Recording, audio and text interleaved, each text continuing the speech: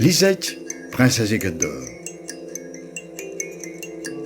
Ur gontaden savet Gerrit Theodor Rothmann. Ei loden. Mus a tia d'ar lochtou hir. Un nebeut deiañ goude e voe diune liseitch gant un trouzeitch idan I djule. Sellet a ras, a petra euelas, ur logodenetch vihan, nou etch brasor a viti. Me locht hir. A grikar logoden, I zeuvel un tametch ur hantuler a wedjeti en I fao. Des genain, mar plij. Hag me fotrech a zo klan bras. An ouiantche petra gober a vid duelat de hon. Lizetch a zichenas hag ur pout sukr, hag e yaz ar ler un itron locht hir, I halon ni zai un tametch en I bruchet. Kasa de voedje ur logoden betek un touletch en diaz hag ur vangouer. Neuze e yezon a hed ur grouizen tanwil. Tien strir ma ranken em ruzain.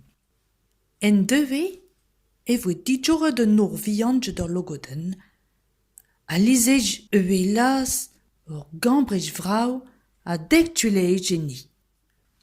E unan hag ur djule yaou, e oe achtenet ur potreich logot klan. Zelta, peudjen dizliwe. E me ur vam logoden. Oh, pembehe un tame formage de rein de hon. Dormela en medicinour neuze, e ve duelor dortu. Met gweg ur c'hwedour a la ka ata oa formage en ur plat goleit. An elamchet un tapouit. Ma treze e lehez rein dandoum. Klask rein. E me liseitch, hag e yas ti djule en dro.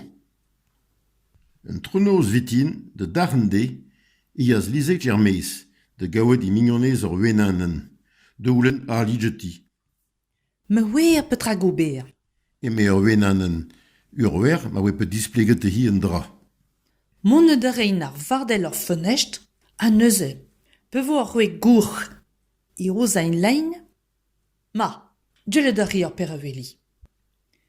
Pi deo e gweg ur c'hwedour laket amonen ar bara ar mitin se, e yas d'ar ganastel de djemer ur fromage.